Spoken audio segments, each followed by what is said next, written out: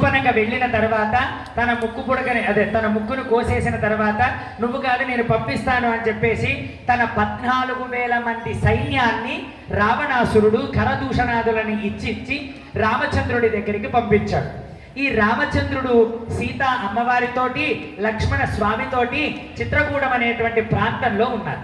ఈ చిత్రకూటం అనేటువంటి ప్రాంతానికి వెళుతూ ఉన్నారు. ఈ ప్రాంతానికి వెళుతుండేటువంటి సమయంలో 14,000 మంది సైన్యం వచ్చారు. ఈ 14,000 మంది సైన్యం వచ్చిన తర్వాత లక్ష్మణ స్వామి మీరు వెళ్ళి లోపల ఉండండి, సీత అమ్మతోటి ఉండండి, నేను వీళ్ళని చూసుకుంటాను అని చెప్పి తమ్ముడు లక్ష్మణుడు నీవు అక్కర్లేదు నేను చూసుకుంటాను, నీవు వెళ్ళి అమ్మను చూసుకో అని చెప్పేసి రామచంద్రమూర్తి అన్నాడు. కేవలం 14 నిమిషాలలో తన శౌర్య పరాక్రములని 14,000 మంది సైన్యములని 14 నిమిషాలలో కడతేర్చాడు. రాముడి యొక్క వీర్యము, రాముడి యొక్క శౌర్యము, రాముడి యొక్క తేజస్సు అంత గొప్పది. ఎంత గొప్పది! బండన భీముడు అర్థజనవాంతవుడు జ్వలబాణ కోదండగళ ప్రచండ భుజతాండవ కీర్తికిన్ రామమూర్తికిన్ రెండవ సాటి దైవమిక లేడనుచున్ గరిగట్టి భేరికాడాంటడాంటడాంట నిలనంబుల చాండము నిండమత్త వేదండము నిక్కి చాటెనను దాశరథి కరుణాపయోనిధి. ఎలా చెప్పాడు ఆయన, ఎలా వర్ణించాడు ఆ దాశరథి శతకంలో అనంటే తన వింటినారి నుంచి కోదండములోంచి వింటినారి నుంచి తన బాణములను ఎప్పుడు తీస్తున్నాడో కనబడట్లేదు, తన వింటినారికి ఎప్పుడు సంధిస్తున్నాడో తెలియట్లేదు, తన వింటినారిని ఎప్పుడు లాగుతున్నాడో తెలియట్లేదు, అది ఆ బాణం ఎప్పుడు వెళుతుందో కూడా తెలియడం లేదు. అక్కడ ఎప్పుడు వెళ్ళింది రాముడు, ఎప్పుడు బాణం వదిలాడు అనేటువంటిది ఎప్పుడు నిరూపణ అయ్యింది అని అంటే ఎదురువాడు పడ్డాడు అన్న దాంతో రాముడు వేశాడు అన్న నిరూపణ జరుగుతుంది. ఎలా? భుజ తాండవ కీర్తికి రామమూర్తికి తన భుజములు తాండవం చేస్తున్నాయి, తన భుజాలు తాండవం చేస్తున్నాయి, తన కోదండము సుదర్శన చక్రంలా తిరిగిపోతుంది. ఎటు నుంచి ఎటు బాణాలు కొడుతున్నాడో తెలియట్లేదు. ఈనాడు చిత్రాలలో ఇక గ్రాఫిక్స్ ఎక్కిపోయి మనం ఎంతో 3 బాణాలు 4 బాణాలు 5 బాణాలు కొట్టడం చూస్తున్నాం. రాముడు విడిస్తే ఒక్క బాణముతోటి కొన్ని వేల బాణాలను తన శత్రు సైన్యాల మీదకి వదిలేటువంటి వాడు. ఇది మళ్ళీ మంత్రశక్తితోటి కాదు, మంత్రశక్తితో కేవలం మంత్రశక్తి ద్వారా మాయలు చేసి మసిమూసి మారేడుగా చేసేటువంటిది కాదు.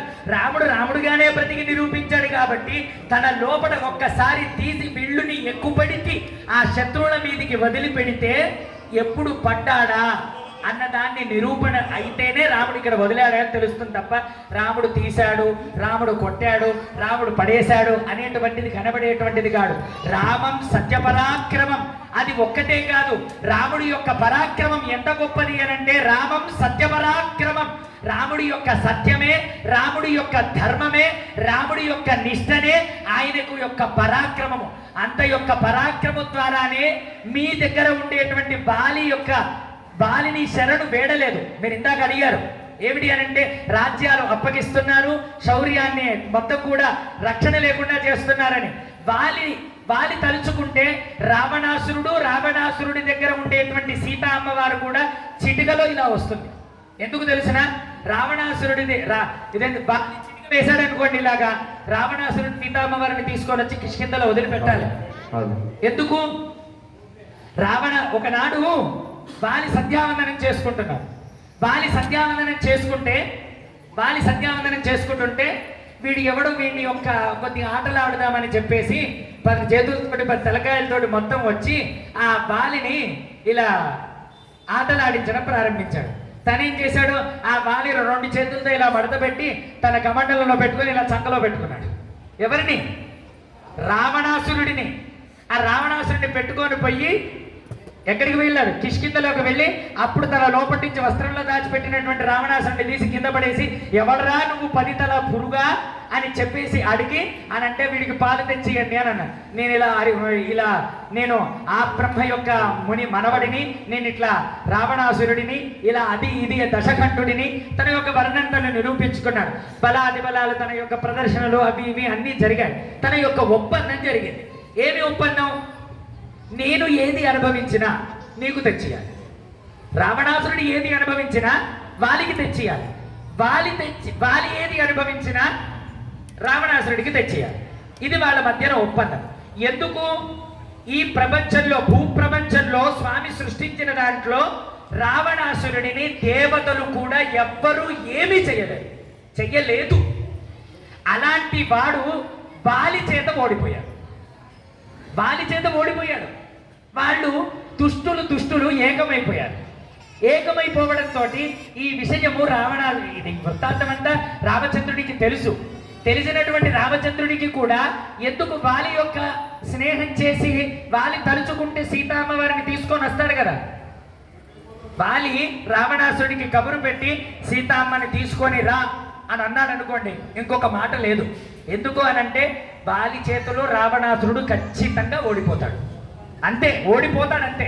ఓడిపోయాడు కాబట్టి వాళ్ళ యొక్క సంబంధం ఇలా ఉంది. అలాంటి వాలి యొక్క సహాయం కూడా తీసుకోలేదు. ఎందుకు? దుష్టుడైనటువంటి వాడి యొక్క సహవాసం చేస్తే వీడిని తీసుకుపోతే ఈయన యొక్క శౌర్య పరాక్రమాలు ఎలా నిలబడతాయి? అలాంటి వాలిని ఇలా ఉంటే నీ సహాయం నాకు అక్కర్లేదు అని చెప్పేసి తన తమ్ముడి యొక్క భార్యని అపహరించి తన తమ్ముడిని చంపేశాను అని చెప్పేసి తారని తన యొక్క మందిరంలో ఉంచుకొని ఉన్నాడు కాబట్టి తనని సంహరించాడు. అలాంటి వాలి అందరినీ ఓడగలిగినటువంటి వాలి, అందరినీ ఓడగట్టినటువంటి వాలి కూడా చెప్పాడు. ఎవరిని? ఋష్యమూక పర్వతం మీద ఒక 7 తాడి చెట్లు ఉన్నాయి. ఆ పైన నువ్వు రామచంద్రుడినా అని చెప్పేసి హనుమంతుడి ప్రశ్న. నీవు అంత శౌర్య పరాక్రముడివా? రామచంద్రుడిని వాలిని పడగొట్టగలవా నీవు అని చెప్పేసి సుగ్రీవుడు అడిగాడు. అయ్యో, అంత ఇంత ఏదో లేదు కానీ స్వామి, ఏదో కొద్దిగా శౌర్య పరాక్రమాలు నాలో ఉన్నాయి. నీ ఖచ్చితంగా వాలిని సంహరిస్తాను, నీ రాజ్యాన్ని నీకు అప్పగిస్తాను, సుఖ సంతోషాలతో ఉండువు, నీ రాజ్యాన్ని నీకు అప్పగిస్తాను, నా సీతని నీవు ఎతికి పెట్టు చాలు అని అన్నాడు. అవునా? వాలి యొక్క బలం ఎంతతో తెలుసా నీకు? రావణాసురుడిని కూడా ఓడించగలిగేటువంటి బలం. ఇదిగో ఆ ఋష్యమూక పర్వతం మీద ఉండేటువంటి 7 తాడి చెట్లు ఉన్నాయి కదా, దీనితో ఈ రాయితో నీవు ఒక యోజనం జరుపు చాలు అని అన్నాడు. ఎవరిని? రాముడిని. ఎవరు? సుగ్రీవుడు. బొటనవేలుతో రాముడు ఆ రాయిని ఇలా అంటే 10 యోజనాల అవతల పడింది. ఎంత? 10 యోజనాలు. ఇక్కడి నుంచి సముద్రం అవతల పడింది. అంత శౌర్య పరాక్రముడు.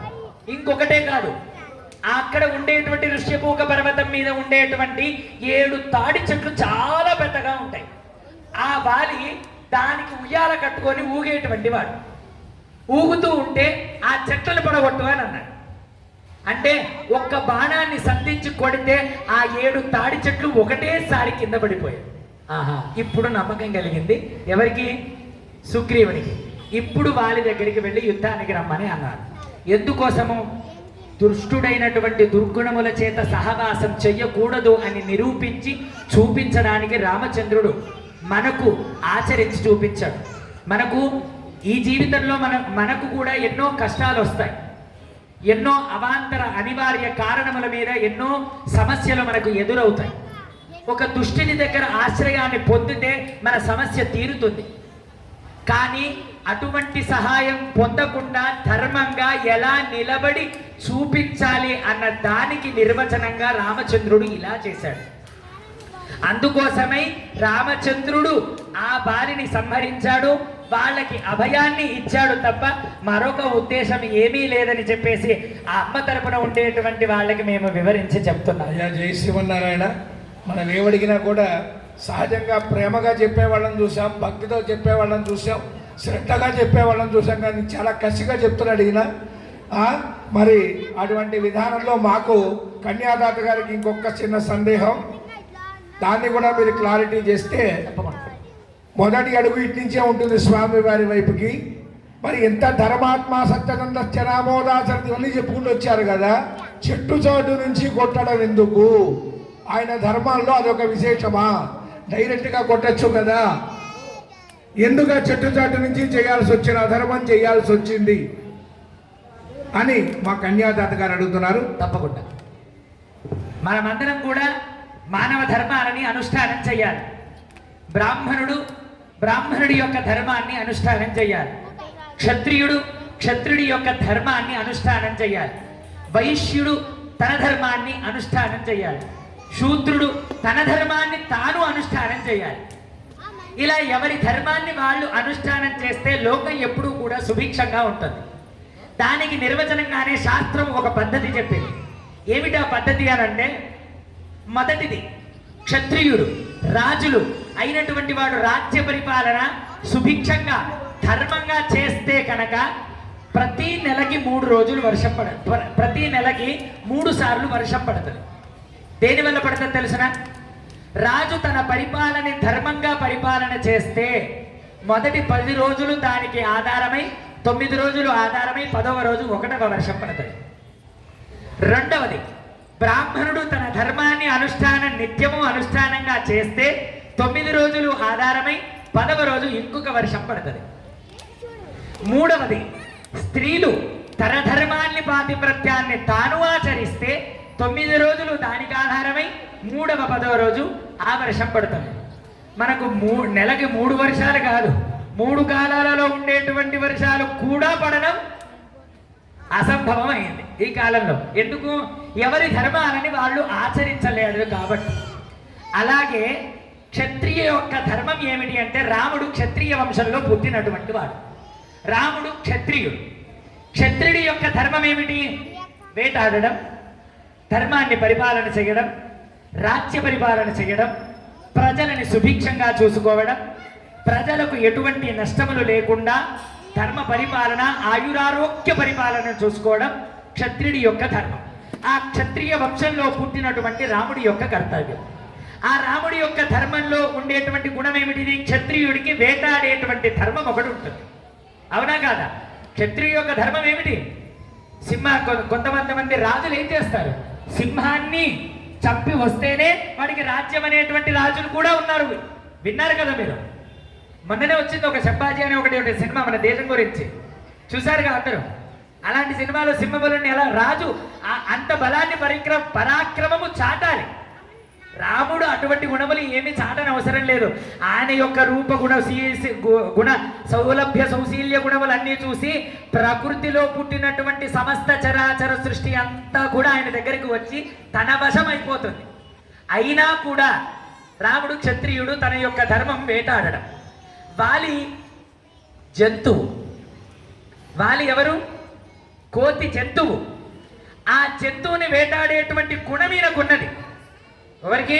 రాముడి యొక్క ధర్మము క్షత్రియుడు వేటాడేటువంటి లక్షణం ఈయనకి ఉన్నది. అయినా వాలి యొక్క గుణముల చేత చంపగలిగాడు, కానీ జంతువుని చంపలేదు. అక్కడ జంతువుని మీరు అన్నారు ఇందాక, మీకు వచ్చేటువంటి ఒక ఆలోచన ఏంటంటే చెట్టు చాటుకి చంపవలసినటువంటి అవసరం ఏమొచ్చింది అని చెప్పేసి, అంత శౌర్య పరాక్రముడు. చెట్టుని వెనకాల చంపవచ్చు, దాక్కుని చంపవచ్చు, నిలుచొని చంపవచ్చు, గాల్లో చంపవచ్చు, చూడకుండా చంపవచ్చు, చూసి చంపవచ్చు, ఎలాగైనా చంపవచ్చు. అది క్షత్రియుడి యొక్క ధర్మం, వేటాడేటువంటి ఒక ధర్మం. అందుకనే రాముడు చెట్టు చాటుకి ఉండి వేటాడేటువంటి ఒక ధర్మము చేత వాలిని చంపగలిగాడు. అలా చంపగలిగాడు కదా అని చెప్పేసి ఎవరిని పడితే వాళ్ళను కూడా చంపలేదు. ఆ తన యొక్క లోపల ఉండేటువంటి దుర్గుణములని చంపాలి అని చెప్పాడు. రామ చనిపోతూ ఎవరి చేతిలో పెట్టాడు? రాముడిని నీవు పట్టుకో, నీకు ఈ రాజ్యమే కాదు సమస్త భూమండలం అంతా కూడా నీ దగ్గర ఉంటుంది అని చెప్పేసి సాక్షాత్తు వాలియే సుగ్రీవుడికి తన పుత్రుడైనటువంటి అంగదుడిని అప్పచెప్పి రామచంద్రమూర్తి యొక్క గొప్పతనాన్ని చెప్పాడు. అందుకోసమే తన యొక్క యుద్ధ ధర్మము చేత వాలిని సంహరించాడు తప్ప వేటాడి దాక్కొని తనకు అవసరము లేదు అని చెప్పేసి చెప్తున్నాం, విన్నవిస్తున్నాం. అయ్యా, మనం దాని గురించి ఎక్కువ ఆలోచించినంత వల్ల ప్రయోజనం లేదు. సంసిద్ధత వ్యక్తం చేసి ఒక అడుగు అయ్యో, అప్పుడే అలసిపోయారా మా గొప్పతనాన్ని వింటూ మీరు?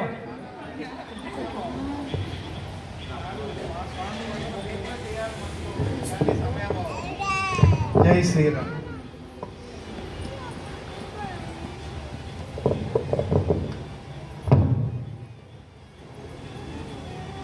మంత్రి గారు, మీ అంత వాయిస్, మీ అంత ఇన్ని మాకు ఉండవు. అందరూ కూడా పంతులు గారు కంపేర్ చేసుకుని అలా అనుకోవద్దు. కానీ స్వామి మీద ఉన్న మనసు, ఆరాటం, ఈ సీతారామ కళ్యాణానికి మూలమైన శివ ధనుర్భంగం జరిగేటప్పుడు ఒక మహాకవయిత్రి తన యొక్క మనోభావాలని ఎలా వ్యక్తపరిచిందో మీరు చదివితే ఇంకా బాగుంటుంది. మీరు చదవండి, చాలా బాగుంటుంది. ఒక కవయిత్రి తన మనోభావాలని రాముని యొక్క శక్తి సామర్థ్యాన్ని ఎలా వ్యక్తపరిచిందో మీరు చదివి వినిపించండి లయబద్ధంగా.